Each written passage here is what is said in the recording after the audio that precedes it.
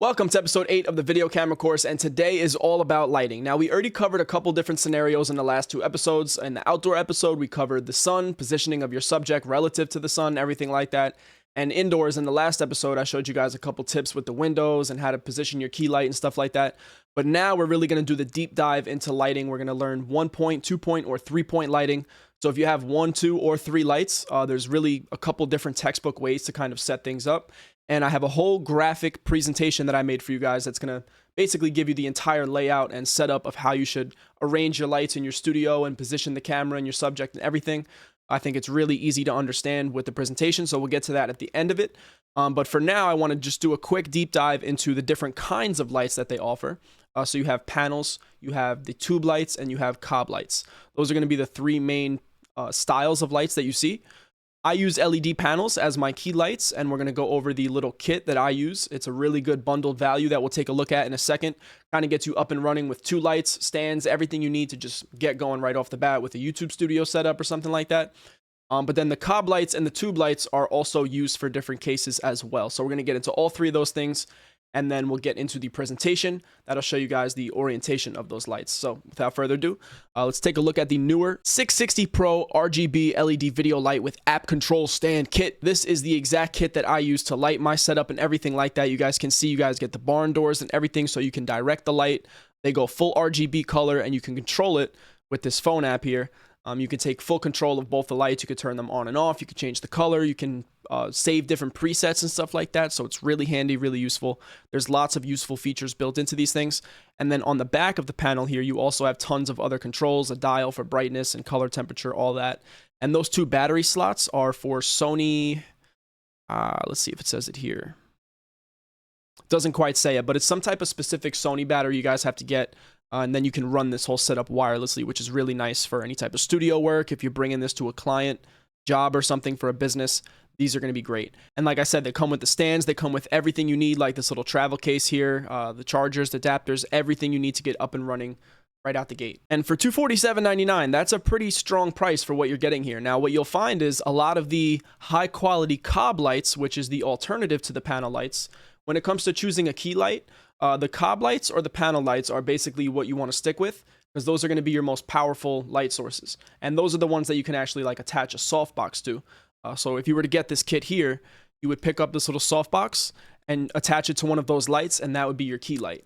And this would be the one that you cast on your subject with this little grid here. That's going to make the light really soft and flattering, give it that cinematic touch, and people are really going to notice that, oh wow, this guy has a real professional lighting setup going on. That kind of comes from not only the size and the power coming from the light, but also the fact that it's diffused with this nice softbox here. So definitely pick this thing up, $37.99. Grab this thing for your newer 660 if you guys get this kit. You only need one of them, and then the other one you guys can see right back here in my setup. I use it just to cast a little rim light on me. If it ends up being in the shot, I don't really care in this particular shot, just because I'm at my desk and stuff like that. You guys are more focused on the quality of the information I'm giving you when I'm kind of sitting at this desk, rather than the cinematic appeal of what the video looks like behind me. So anyway, these are a great kit. I would definitely recommend it if you're doing any kind of podcast, trying to set up a YouTube studio, anything like that. These are going to be perfect. And you'll see when it comes to the cob lights, for $139 here, I get 1 cob light. But this was actually considered a smaller cob light. This is only a 70 watt. And in most cases, people are going to recommend that you get at least like 130 watt, 150 watt cob light or something like that for your main key light. But if you're just setting up a YouTube studio or something like that, I think 70 watts is more than enough. And they're sort of getting better and better and more powerful as they keep releasing new iterations over the years. So 70 watt lights in 2024 standards are pretty strong and powerful. This one comes with this little diffusion sheet here, as you can see on the bottom. Now, the benefit of using a cob light over an LED panel light is the fact that you get this Bowens mount here. Now, the Bowens mount is what actually allows you to attach this cone or any other type of accessory to this light. And Bowens mount is kind of a very standard thing amongst all cob lights. So all the different brands use Bowens mount. Any sort of professional lighting situation or studio light setup that's using cob lights, they're all going to have Bowens mounts on them. And that means that you can really just shop from this endless supply of universal accessories and attachments. And one of which that you'd really want to pay attention to is basically as big of a softbox as you can get. And that's the benefit, again, of these cob lights over the panel lights, is the soft boxes you can choose from, as you can see here, are all much bigger and they have different styles for different use cases and stuff like that. So this lantern light here is going to create a lot more spill, whereas the cone-shaped ones will obviously direct it in more of a funnel shape. So just in general, when it comes to the cob lights, you get more versatility, you get more attachments and stuff like that, you get more options, and they are the usually preferred choice for professional work and stuff like that over the LED panels. Now, that's not to say the LED panels won't look good. They'll usually look just as good as long as you have a softbox on it and you set them up properly and stuff like that. But the reason I'm recommending this LED panel kit for $247 is because, like I said, you're getting 2 of these lights. They're full RGB color, and in order to get 2 of these guys here, you'd need to pay more money than that kit, and then you still don't have stands to stand them on, and you need to go ahead and buy something like this, which is going to be a C-stand to hold the cob lights. Now, they don't have to go up on the top like this. You can also put it right here where my mouse is at and just sort of have it like facing forward. But this bar here gives you a lot of options to do sort of top-down lighting, product lighting, stuff like that. So I would recommend a C-stand like this, nice heavy-duty C-stand that's going to be able to hold that cob light. And now, you know, with the stand, with the 2 cob lights, to get an equivalent type of setup to this starter kit here, you're talking, well, $400, something like that. So now if you just need one light to just light your subject, you want kind of like a dark and moody kind of YouTube studio setup, you can go for 1 cob light, and I would maybe get one of those lantern softboxes. But for the majority of you, this is what I'm going to recommend, is this newer 2-pack 660 Pro. You don't have to get the RGB ones. They also have a less expensive version that's only the warm and the cold color temperature. So you lose the RGB, but you still get the ability to change between warm and cold and stuff like that and adjust the color temperature. So those are useful as well. And I think you save about $100 or $70 or so with the bi-color option over the RGB option here. But anyway, that's down to personal preference. So these are the panel lights and the cob lights. Now I want to talk about tube lights. So tube lights are usually not used as your main key light, but they work great in the background as practicals. You can set them up under shelves and stuff like that to sort of illuminate the bottom of a bookshelf or something. You'll see that done a lot in cinematic work and movies and stuff like that. You can also use them. They work great as fill lights. So if you just sort of position it right outside the frame on the shadow side and just sort of have it like 90 degrees to the side of your subject, a lot of time it fills in that shadow nicely. You can add a bit of a teal color to it and stuff like that. And then you'd have to do less color grading in that sense. You sort of can get the teal and orange look baked into the footage with just the lighting, and you don't have to do tons of color grading. So there's different options like that, and that's why RGB lights would be seen as beneficial. You know, you could use a nice warm key light and maybe a nice teal fill light, really low brightness, and something like that would give you a really cinematic kind of portrait headshot look or something. So, you know, there's tons of different use cases for these tube lights and for all these lights, but for the most part, you would see these used as background lights, as rim lights, or as fill lights. Definitely a very versatile thing to have in your kit. I would recommend picking up one of these tubes as soon as possible. Don't cheap out and get the tiny little ones. Try to get one that's, you know, kind of 2-3 feet long. They have some pretty big ones, so you guys can select from the different brands. You don't have to go with newer either. That's just the brand that I prefer. And if I were you, I would just recommend sticking with the same manufacturer for all your lights, because then you'll be able to use their app and control everything from there universally. So, all right, so now it's time to finally take a look at the presentation, and you guys are going to see exactly where to put those lights and how to, you know, orient everything in your little setup. So what we have here first is 1-point lighting, and this would be if you had just one key light and that was all you're working with, which is perfectly fine. You would have your camera, let's say it was centered with your subject. You're getting a nice centered like talking head shot or something like that for YouTube. You put your camera nice in the center, and you'd have your key light off to that 45-degree angle. You can kind of have it higher than your subject's head, a little bit above the eye line, and that's going to give what we call a high key light look. And that's the most traditional look you'll see for a talking head setup. This is what, you know, the likes of Marquez Brownlee are doing with their key lights and everything like that. The top guys in the YouTube game, this is what they're doing. Now, obviously, they may not just be using one light, but if you are using one light, this would be where I would put it.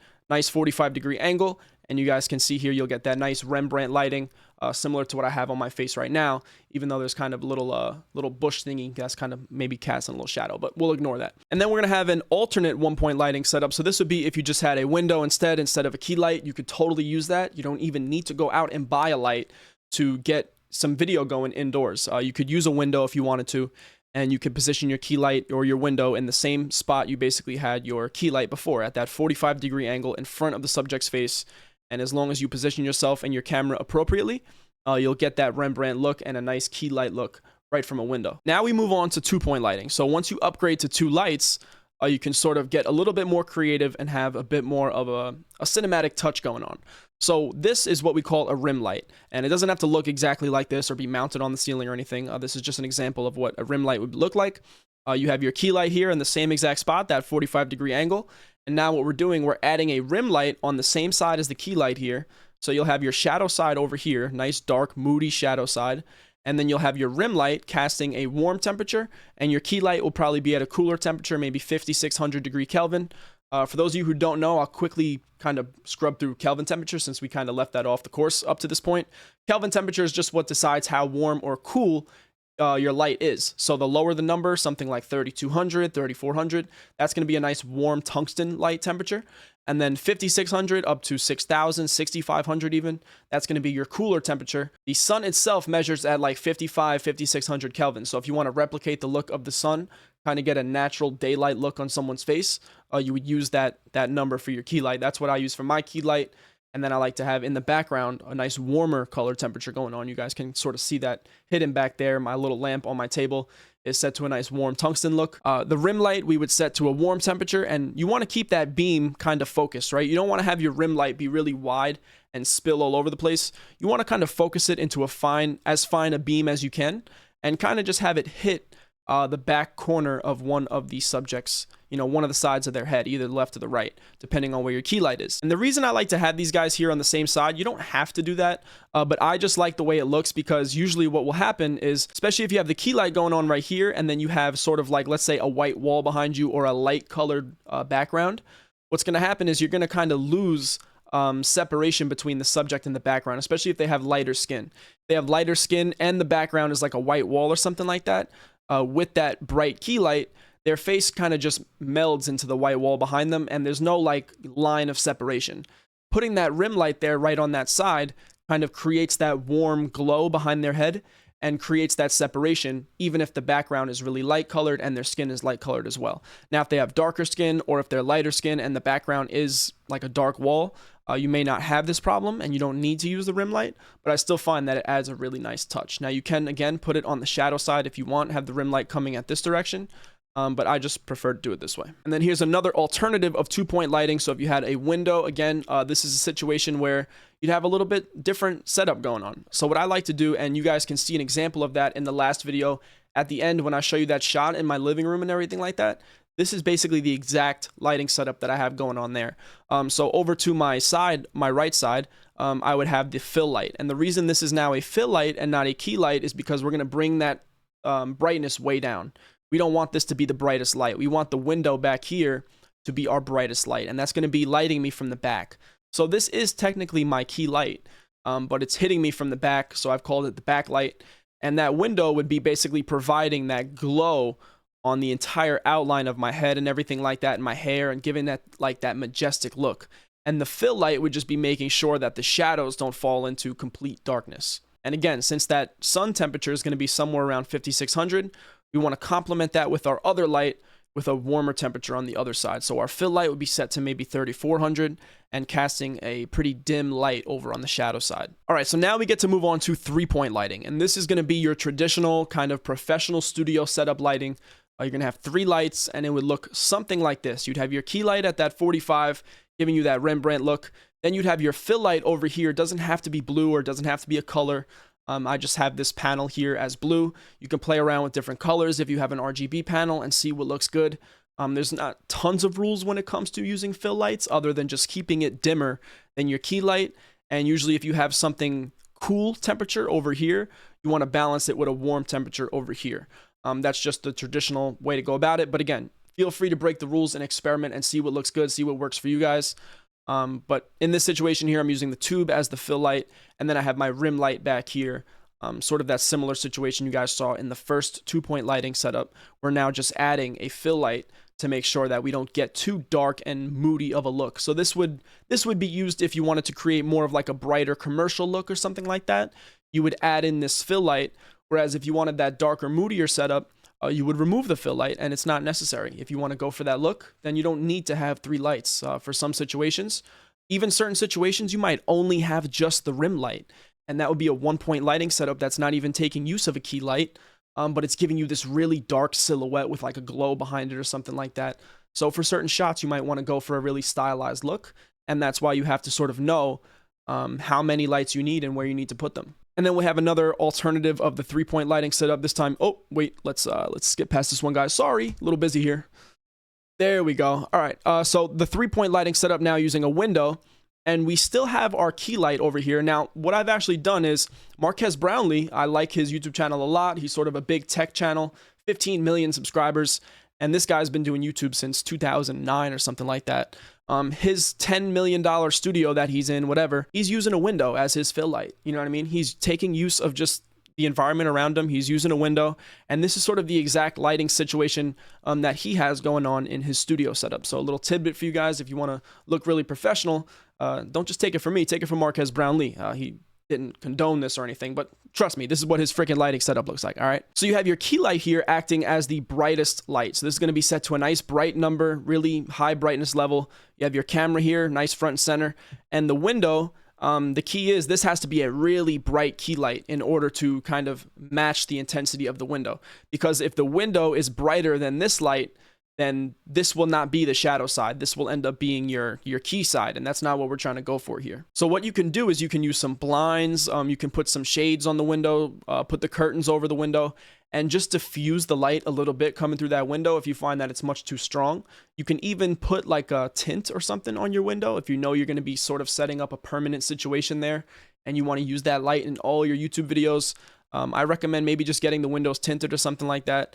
You can get ND film for your windows, and you can kind of just cover them up and put like sunglasses right on the windows. But just the key here is make sure the key light is brighter than the light coming through the window itself. And then you'll get a really nice sort of balanced dim shadow on this side. And what this sort of setup is going to do is going to give you that traditional separation with the rim light and the key light on the same side. And then your window acting as your fill light sort of is still letting in a lot of light, but it's just not quite as bright as the key is. And then you end up with this really like bright white commercials YouTuber style look, and it's sort of the most pleasing look for someone to just feel like welcomed and invited and stuff like that. And it doesn't really give a cinematic touch or anything like that. This is more of like a studio white bright look, and that's really it, guys. Those are your main lighting situations. You have 2 alternatives for each one depending on how many lights you have, so go back and kind of study these little graphics I made for you, and just make sure that you guys understand the positioning of each of the lights, the intensity of each of the lights, that your key light is your brightest, your fill light is your kind of dullest, and then the rim light is sort of a concentrated beam that doesn't sort of fan out very wide.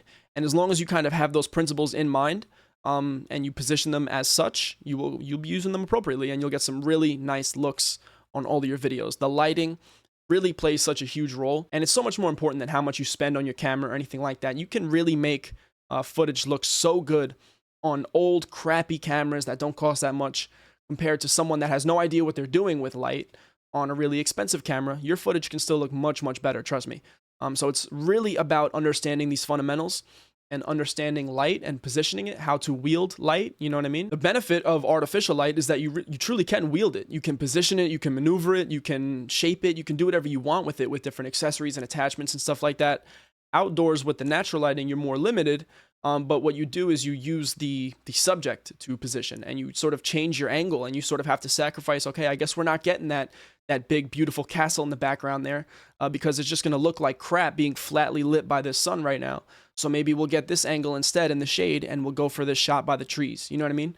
You have to adapt and improvise sometimes outdoors to get the best lighting, but it's well worth it because the finished product is going to look so much better. So anyway, guys, that's really all I have for you when it comes to lighting. In the next episode, we're just going to quickly cover how to shoot for the edit. I have a couple tips for you guys in terms of how to kind of pre-make some transitions in your shots and stuff like that, and not have to be so fancy with your editing skills and stuff like that. If you can sort of shoot with the mindset of, okay, I'm going to sort of plan for these transitions and stuff like that ahead of time, you can do some really creative things without much editing. So we'll sort of explain more in the next episode. See you guys there.